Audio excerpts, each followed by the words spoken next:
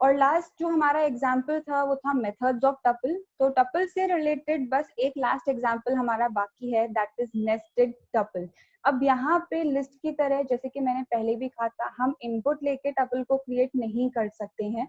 तो जब हम टपल वेरिएबल को क्रिएट कर रहे हैं उसी टाइम हमें यहाँ पे वैल्यूज असाइन करवानी होंगी, चाहे सिंपल टपल की बात हो या फिर नेस्टेड टपल। तो अब यहाँ पे दो तरीकों से मैंने नेस्टेड टपल क्रिएट किया है।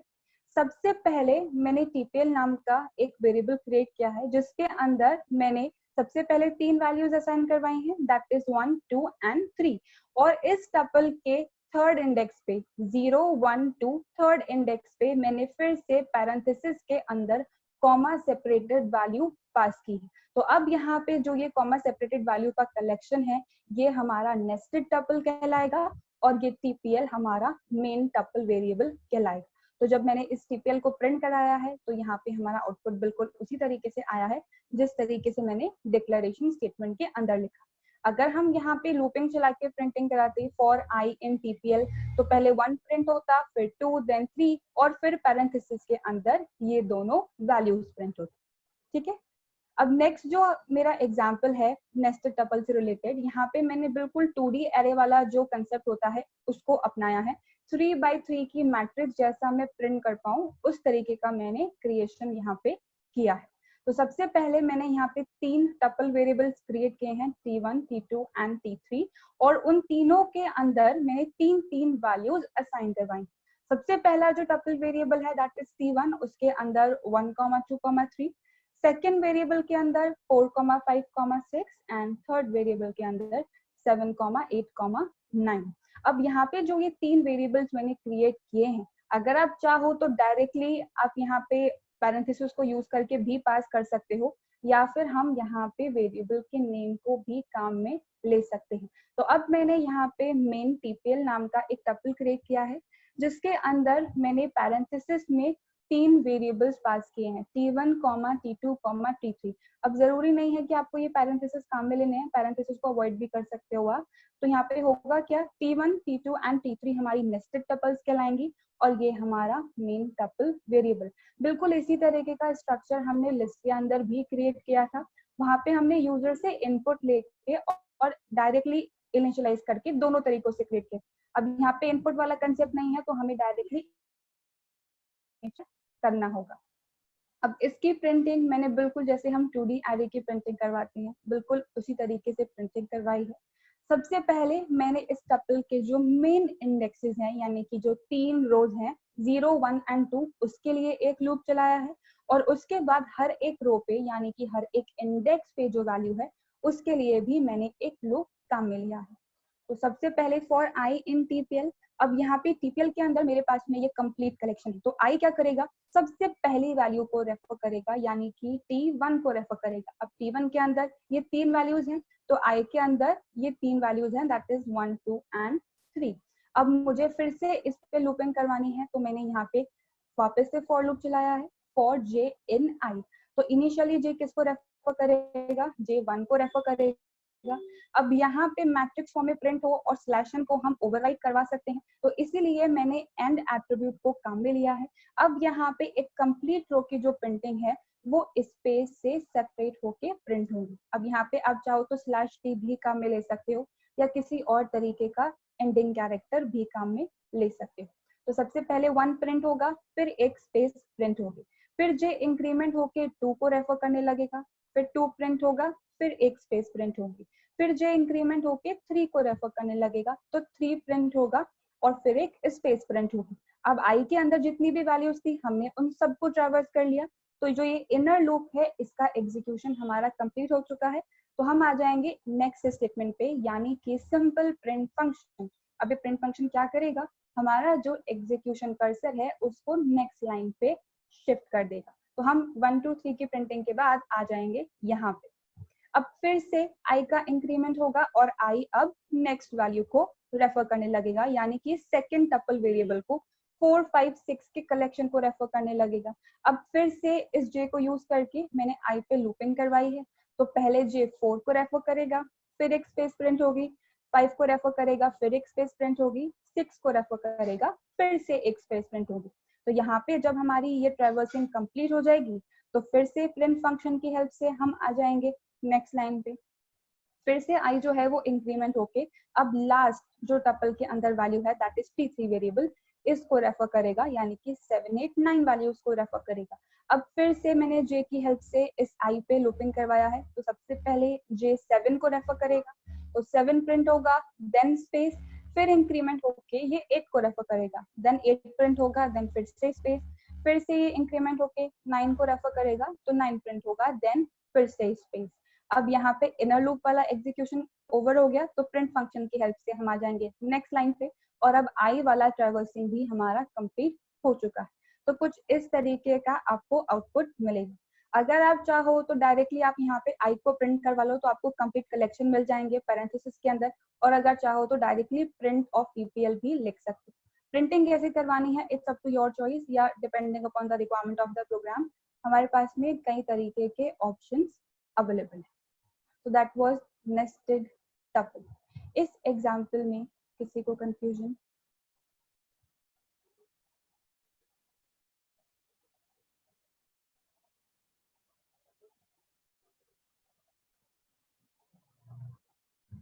ऑलराइट, तो टपल का जो हमारा टॉपिक है वो ओवर हो गया है। Moving on with the next topic जो कि है हमारे पास में सेट। अब सेट का बेसिक डिस्क्रिप्शन तो मैंने आप लोगों को पहले भी बताया था डेटा टाइप्स के अंदर।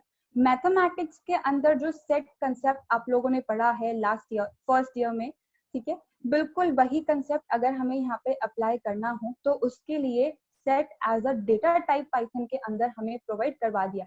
बेसिकली जब भी हम मैथमेटिक्स रिलेटेड कुछ डेवलपमेंट करते हैं, चाहे वो वीडियो गेम्स हो या फिर किसी तरीके का अकाउंटिंग रिलेटेड कोई एप्लीकेशन, वहाँ पे मैथ्स तो काम में आएगी ही, तो अगर उससे रिलेटेड कुछ भी काम करवाना है तो वहां पे इस सेट कंसेप्ट को काम में लिया जाता है।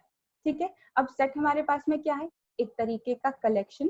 अब वो कलेक्शन किसी भी तरीके का हो सकता है, हम किसी भी तरीके का एलिमेंट को यूज करके सेट को क्रिएट कर सकते हैं, चाहे वो नंबर टाइप की वैल्यू हो, फ्लोट टाइप की वैल्यू हो, बुलियन है, स्ट्रिंग है, लिस्ट है, टपल है, या फिर रेंज सीक्वेंस ही क्यों ना हो, हम इन सब को यूज करके सेट को क्रिएट कर सकते हैं। तो सेट क्या हो गया, एक तरीके का कलेक्शन। लेकिन ये कैसा कलेक्शन होता है, अनऑर्डर्ड टाइप का कलेक्शन होता है। अनऑर्डर्ड का मतलब ये है कि जरूरी नहीं है जिस तरीके से मैंने सेट वेरिएबल को क्रिएट किया है, मतलब जिस सीक्वेंस में मैंने एलिमेंट्स लिखे हैं उसी सीक्वेंस में हर बार एलिमेंट्स मुझे आउटपुट के तौर पे भी रिटर्न हो। अगर मैंने सेट को क्रिएट करते टाइम 1 2 3 लिखा है तो जरूरी नहीं है कि आउटपुट में भी वही आएगा, 2 1 3 भी आ सकता है, 3 1 2 भी आ सकता है, या फिर कुछ और सीक्वेंस भी बन के आ सकता है। तो इसी वजह से इसे अनऑर्डर्ड कलेक्शन ऑफ एलिमेंट्स कहा जाता है। ये तो पहली चीज। दूसरी चीज ये है कि जो सेट है वो कभी भी डुप्लीकेट वैल्यूज को एक्सेप्ट नहीं करता। तो अगर मैं यहाँ पे सेट को क्रिएट करते टाइम 1 2 3 के बाद वापस से 2 को मेंशन कर दूं तो ये ऑटोमेटिकली सेकंड जो अकरेंस है उसको डिस्कार्ड कर देता है। ये सिर्फ यूनिक वैल्यूज के कलेक्शन को ही होल्ड करता है। तो कभी अगर हमारे पास में कुछ ऐसा ऑप्शन आता है कि हमें एक लिस्ट लेनी है और उस लिस्ट में हमेशा हमारे पास सिर्फ यूनिक एलिमेंट्स होने चाहिए, तो लूप चलाने के बजाय वन वन एलिमेंट को पॉप करने के बजाय हम सिंपली क्या कर सकते हैं, उस लिस्ट को सेट में कन्वर्ट कर सकते हैं। ऑटोमेटिकली सारी डुप्लीकेट वैल्यूज हट जाएंगी और क्या होगा, हमारे पास में यूनिक लिस्ट का कलेक्शन आ जाएगा। ऑफ कोर्स सीक्वेंसेस हो सकता है थोड़ी सी चेंज हो जाए या नहीं भी हो, ऐसा कुछ फिक्स नहीं है, पर एक ही स्टेप के अंदर हमारे पास में सारे यूनिक एलिमेंट्स निकल के आ जाएंगे। लूपिंग चला के 1 बाय 1 कंपैरिजन करवाने की नीड नहीं है। ठीक है, तो एक या दो सेगमेंट में ही हम अपना काम करवा सकते हैं। अब यहाँ पे सेट के क्रिएशन से रिगार्डिंग मैंने आप लोगों को ये बताया था कि सेट को क्रिएट करने के लिए हमें कर्ली ब्रेसेस के अंदर कॉमा सेपरेटेड वैल्यूज को पास करना होता है। ठीक है, तो वो तो एक तरीका है ही, लेकिन यहाँ पे जो सेट होते हैं वो भी हमारे पास दो टाइप के होते हैं। पहला जो टाइप है वो तो सेट ही कहलाता है, और दूसरा जो टाइप है वो कहलाता है फ्रोजन सेट। दोनों का काम एक ही है, अनऑर्डर्ड टाइप के कलेक्शन को होल्ड करना। डिफरेंस सिर्फ इतना सा है कि अगर हम सेट को यूज करके या सिंपल कर्ली ब्रेसेस को यूज करके अगर कोई सेट क्रिएट करते हैं तो हम एलिमेंट्स को फ्यूचर में चेंज कर सकते हैं। अगर हमें नया एलिमेंट ऐड करवाना है या किसी करंट एग्जिस्टिंग एलिमेंट को रिमूव करवाना है तो वो सेट हमें अलाउ करता है। लेकिन अगर हमने सेट बनाया है फ्रोजन सेट की हेल्प से, तो फ्रोजन का मतलब क्या होता है? फ्रीज हो जाना, जैसा है वैसा का वैसा ही रहेगा वो, तो बिल्कुल उसी तरीके का काम करेगा। जो एक बार सेट बना दिया वो फिक्स हो गया, आप फिर उसमें किसी भी तरीके के चेंजेस इम्प्लीमेंट नहीं करवा पाओगे, ना नया एलिमेंट ऐड होगा और ना ही किसी करंट एलिमेंट को हम रिमूव करवा पाएंगे। तो यहाँ पे मैंने इन दोनों का डिफरेंस जो है वो मेंशन भी कर दिया है। सिर्फ एक डिफरेंस है that element in set can be modified whereas the element in frozen set cannot be modified। तो ये था हमारा सेट का बेसिक डिस्क्रिप्शन। इसमें किसी को कोई कंफ्यूजन? प्रोग्राम जब हम कवर करेंगे तो आप लोग को और क्लियर हो जाएगा कि कैसे काम करता है। थ्योरेटिकल मैंने जो आपको बताया है उसमें किसी को कोई कंफ्यूजन?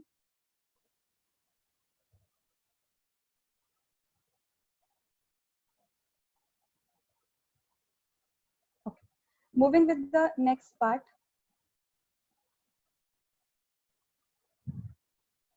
सेट से रिलेटेड सबसे पहला जो एग्जांपल है वो है सेट को क्रिएट करना। अब यहाँ पे हम सेट को कई तरीकों से क्रिएट कर सकते हैं, जैसे कि मैंने आप लोग को पहले दो टाइप्स भी बताए और कर्ली ब्रेसेस का कंसेप्ट भी हमारे पास में अवेलेबल है। तो मैंने सारे मेथड्स को एक ही एग्जाम्पल के अंदर मेंशन कर दिया। सबसे पहले मैंने यहाँ पे S1 नाम का एक वेरिएबल क्रिएट किया है, जिसके अंदर मैंने कर्ली ब्रेसेस में कॉमा सेपरेटेड जो वैल्यूज हैं वो असाइन करवाई है। तो कर्ली ब्रेसेस का यहाँ पे मतलब है सेट, ठीक है। हम सेट को क्रिएट कर लें जिस तरीके से लिस्ट के लिए स्क्वायर ब्रैकेट होता है, टपल के लिए पैरेंथेसिस होता है, उसी तरीके से सेट और डिक्शनरी के लिए हम लोग यहाँ पे कर्ली ब्रेसेस को काम में लेते हैं। अब यहाँ पे मैंने ऑन टोटल 5 वैल्यूज पास करी हैं, 1 2 3 1 एंड 4। अब यहाँ पे बाकी सारी वैल्यूज तो ठीक है, लेकिन जो ये 1 है, ये 1 दो बारी अकर हो रहा है, तो यहाँ पे होगा क्या कि जो इसकी एक अकरेंस है, यानी कि पहली अकरेंस को तो ये एक्सेप्ट कर लेगा और जो दूसरी अकरेंस है उसको ये डिस्कार्ड कर देगा। तो जब हम इस सेट को फर्दर कैलकुलेशन में काम लेंगे या फिर सिंपल प्रिंट भी करवाएंगे तो यहाँ पे ऑन टोटल सिर्फ 4 ही वैल्यूज कंसिडर की जाएंगी। ये जो वैल्यू है ये ऑटोमेटिकली डिस्कार्ड हो जाएगी। तो नेक्स्ट स्टेटमेंट पे जब मैंने इस S1 की प्रिंट करवाई है तो अब देखिए यहाँ पे ऑर्डर तो इसने मेंटेन किया है 1 2 3 4 जो मैंने लिखा है, लेकिन यहाँ पर जो सेकंड वाला 1 है उसे रिमूव कर दिया गया है। तो यही इसका एक सबसे इंपॉर्टेंट फीचर है, इसका यूनिकनेस, ठीक है।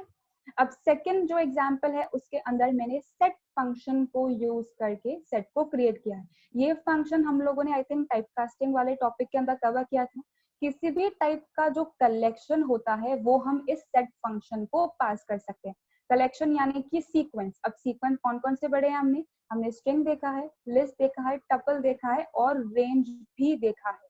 तो हम उन सारी चीजों को इस सेट फंक्शन को पास कर सकते हैं, तो यहाँ पे हमारा सेट जो है वो क्रिएट हो जाएगा। अब इस एग्जाम्पल के अंदर मैंने यहाँ पे जो स्ट्रिंग पास करी है दैट इज हेलो।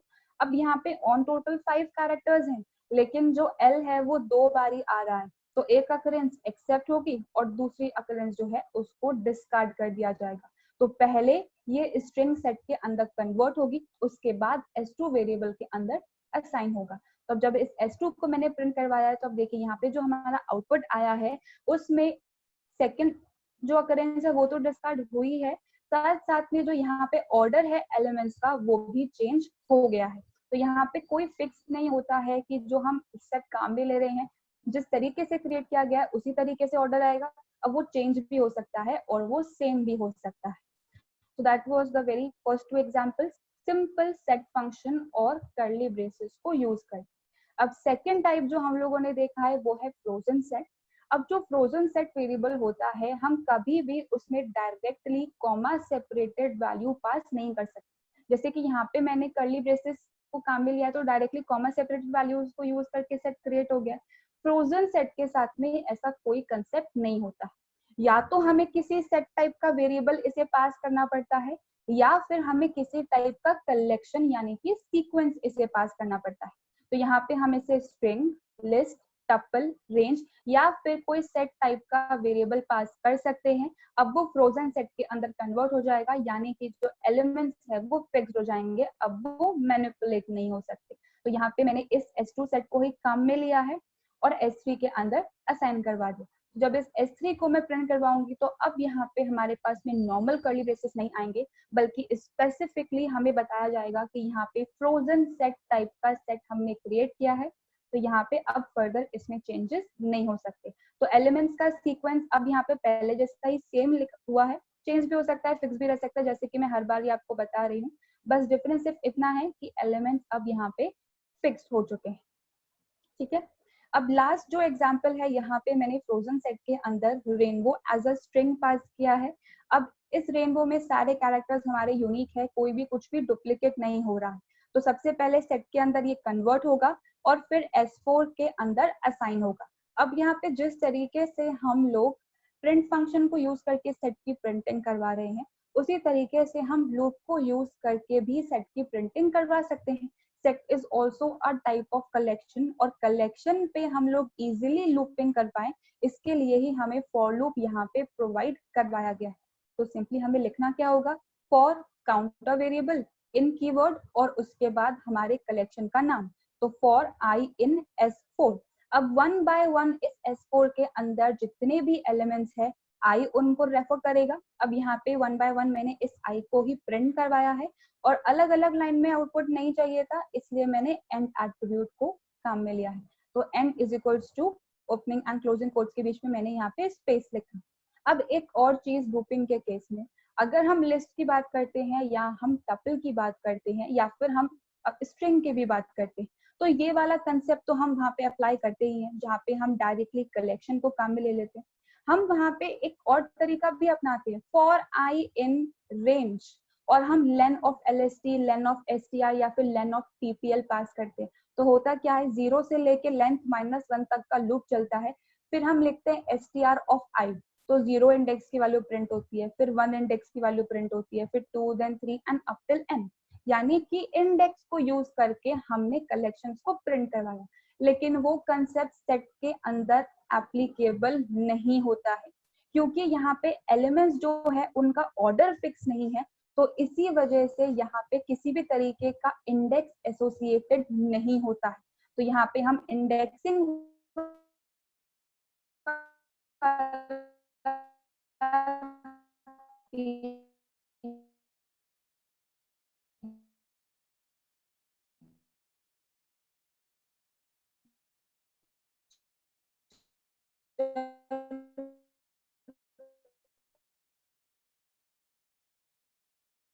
कभी भी सेट पे अप्लाई को इंडेक्स पे आर हो और नेक्स्ट टाइम जब सेट को प्रिंट कराऊं तो 0 जो elements a whole collection memory के अंदर, ये उन पे ट्रैवर्सिंग करेगा और सारे एलिमेंट्स को प्रिंट कर देगा।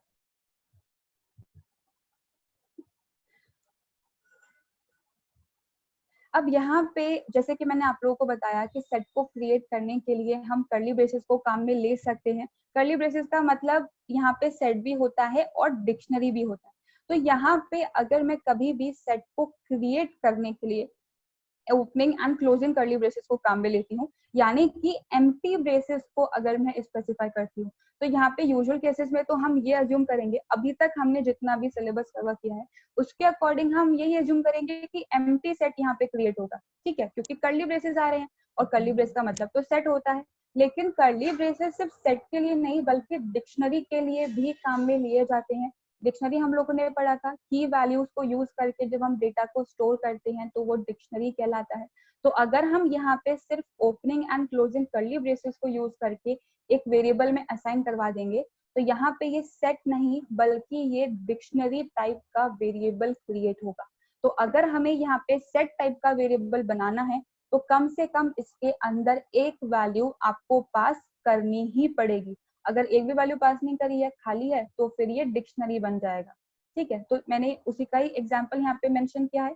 पहले s is equals to opening and closing curly braces लिख दिए, उसके बाद मैंने यहाँ पे सिंपली पता लगाया है कि जो ये s वेरिएबल है वो कौन से टाइप का है, इसका डेटा टाइप क्या है।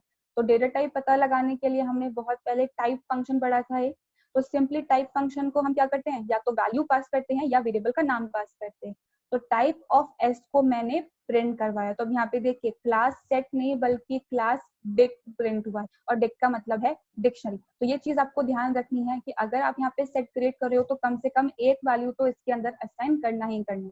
बाद में फ्यूचर में हम चाहें तो इस सेट को क्लियर कर सकते हैं, लेकिन डिक्लेरेशन के टाइम पे यहाँ पे इसे एम्प्टी क्रिएट नहीं करना है। आई होप ये जो स्टेटमेंट मैंने बोला है वो सबको क्लियर होगा।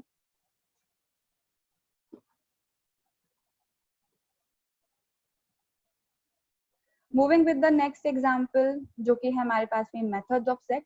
अब कुछ जो मेथड्स है वो कॉमन है और कुछ यहाँ पे डिफरेंट है, जैसा कि हम लोगों ने यूनियन, इंटरसेक्शन, डिफरेंस, ये सारे कंसेप्ट आप लोगों ने सेट के अंदर पढ़े हैं लास्ट ईयर। तो वो सारे फंक्शनैलिटी को इम्प्लीमेंट करने के लिए भी हमारे पास में फंक्शंस है, और कुछ फंक्शंस कॉमन है जो हमने लिस्ट और टपल के अंदर पढ़े हैं। तो सबसे पहला जो एग्जांपल है वो है लेन, सम, मैक्स और मिन का। अब इस एग्जांपल को डिस्कस करने से पहले एक छोटी सी इंफॉर्मेशन। वैसे तो मैंने आप लोगों को पहले भी कहा कि जो सेट होता है उसमें किसी भी तरीके का इंडेक्सिंग वाला फीचर एप्लीकेबल नहीं है। तो अगर इंडेक्स नहीं है तो हम स्पेसिफिकली किसी एक पोजीशन पे प्रेजेंट एलिमेंट को एक्सेस नहीं करवा पाएंगे।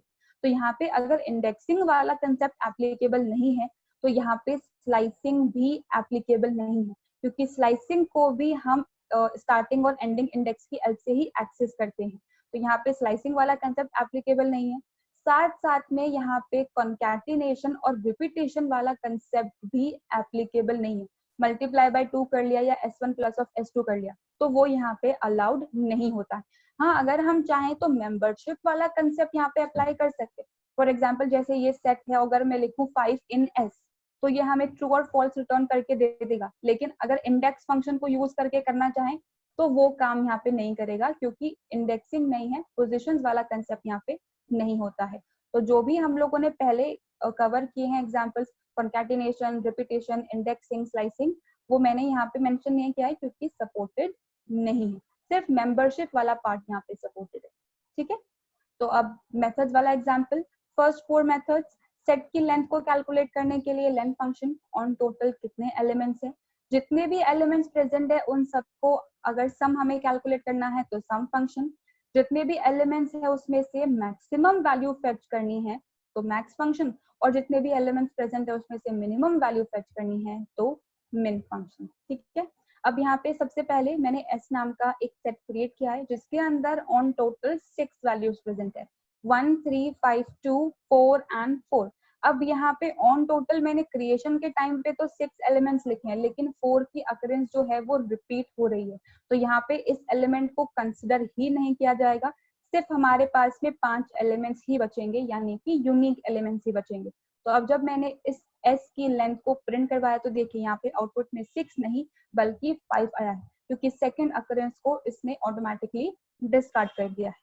सिमिलरली यहाँ पे मैंने इस s का सम कैलकुलेट करवाया है, तो 1, 3, 5, 2 और 4 का जो सम होता है दैट इज 15। डुप्लीकेट जो वैल्यू है वो डिस्कार्ड हो चुकी है तो कंसिडर ही नहीं होगी। तो यहाँ पे इन सब का जो सम आया है दैट इज 15। अब यहाँ पे इस सेट में से मैक्सिमम वैल्यू मुझे फेच करनी है, तो मैक्स फंक्शन के अंदर हम वेरिएबल का नेम पास करेंगे। मैक्सिमम वैल्यू है 5, तो यहाँ पे आउटपुट भी हमारा 5 ही आया है। Same goes for the next function, minimum value को फेच करने के लिए मेन फंक्शन, एस वेरिएबल को जब पास करेंगे तो जो सबसे छोटी वैल्यू है वो रिटर्न होगी, यानी कि 1 यहाँ पे रिटर्न होगा। तो यही हमारा आउटपुट है। अब ये फंक्शंस बिल्कुल वैसे ही हैं जैसे कि हम लोगों ने पहले कवर किए हैं, बस डिफरेंस इतना ऐसा है कि हमने सेट के साथ में इसे इम्प्लीमेंट किया है। ओके, अब नेक्स्ट फंक्शन, एक और कॉमन फंक्शन जो हम लोग पहले भी पढ़ चुके हैं, that is clear function. List के साथ में जो क्लियर की फंक्शनैलिटी थी, सेट के साथ में भी बिल्कुल वही फंक्शनैलिटी है। कंप्लीट सेट के सारे एलिमेंट्स को अगर हमें हटाना हो, रिमूव करना हो, तो उसके लिए क्लियर मेथड को काम में लिया जाता है। तो सबसे पहले मैंने यहाँ पे x नाम का एक वेरिएबल क्रिएट किया है और उसके अंदर मैंने 3 वैल्यूज असाइन करवाई, 1, 2 एंड 3, और उसके बाद इस s की प्रिंटिंग करवाई। तो ये हमारी 3 वैल्यूज हो गई। ठीक है, उसके बाद मैंने इस s को यहाँ पे क्लियर कर दिया है, तो यहाँ पे s डिलीट नहीं होगा, s एग्जिस्ट करेगा लेकिन वो अब खाली है। तो अगर मैं इस s को प्रिंट कराती हूँ तो यहाँ पे देखिए सेट और यहाँ पे पैरेंथेसिस लिखा हुआ आया है। यूजुअल केसेस में जब हम लिस्ट के साथ में काम में लेते थे तो वहां पे स्क्वायर ब्रैकेट आते थे, लेकिन अगर यहाँ पे ये एम्प्टी कर्ली ब्रेसेस को रिटर्न करेगा तो वो तो डिक्शनरी होता है, इसलिए यहाँ पे इसने कर्ली ब्रेसेस के बजाय सेट फंक्शन को लिखा है, set. So these were the first 2 examples. अभी हमारे पास में और भी मेथड्स अवेलेबल हैं, पर वो फिर हम नेक्स्ट क्लास से कवर करेंगे। इन दोनों फंक्शंस में या इन दोनों एग्जांपल्स में कोई किसी को प्रॉब्लम है तो आप लोग पहले वो पूछ लो।